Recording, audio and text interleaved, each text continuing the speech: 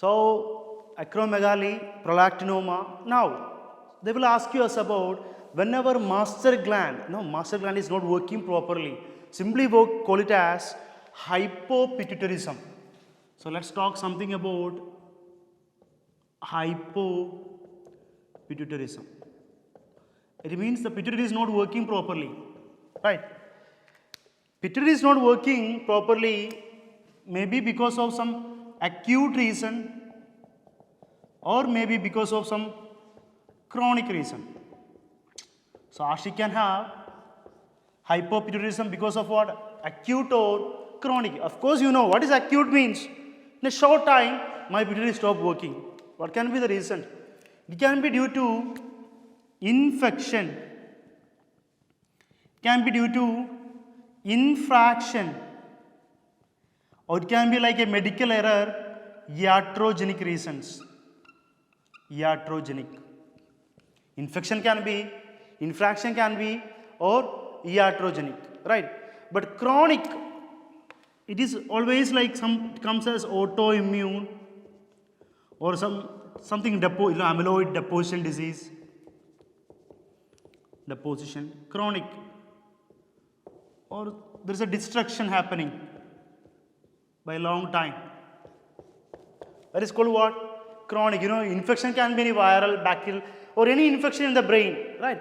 Infraction very common. Iatrogenic means medical reason error.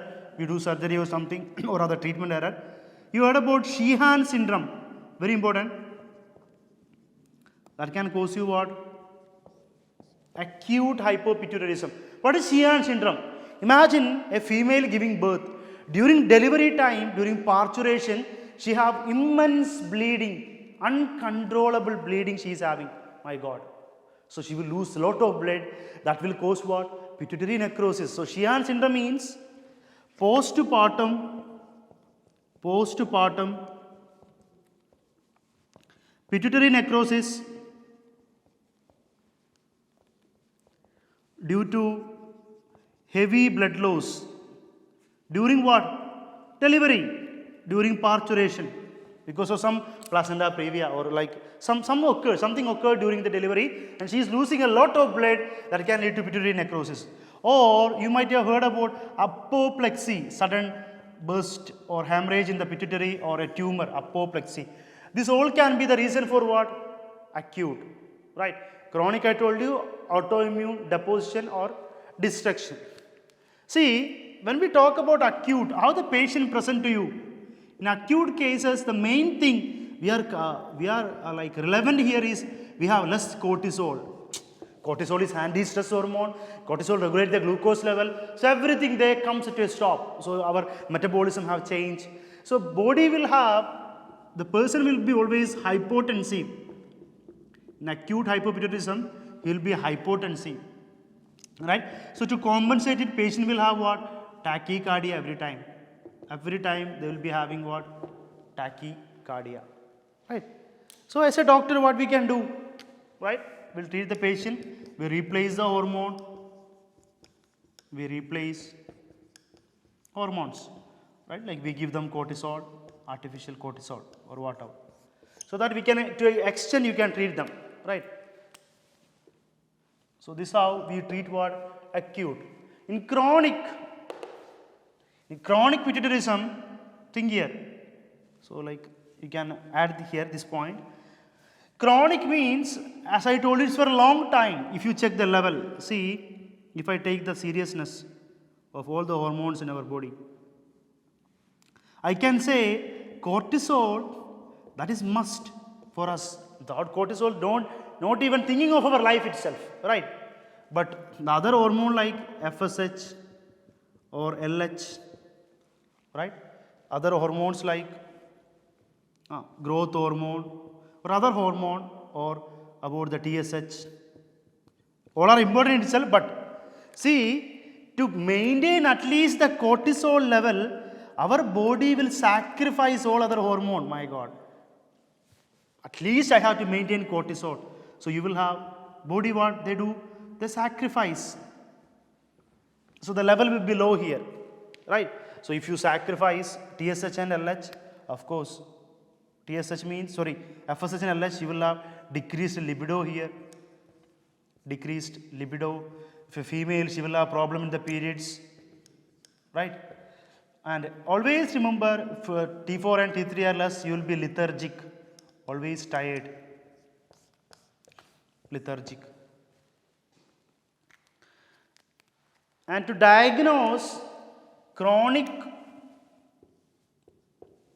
hypopituitarism, you can do the tests like insulin suppression test. Insulin suppression test. Or we do something called vasopressin suppression test.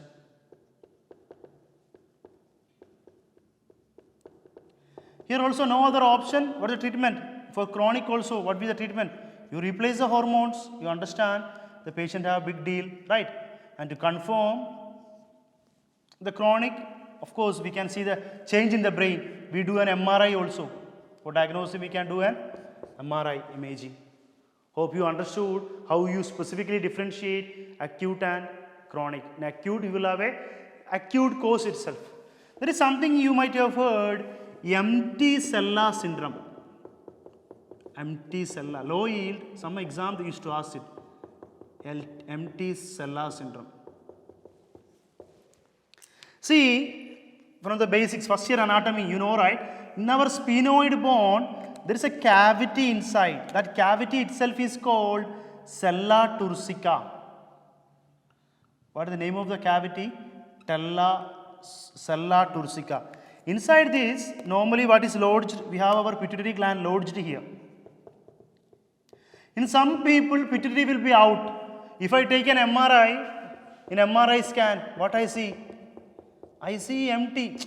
Actually, it's accidental. I am not doing any scan for my pituitary. I am doing some brain scan or studying about it. But I can't see my pituitary in the cella turcica. So, in empty cella, I can't see there.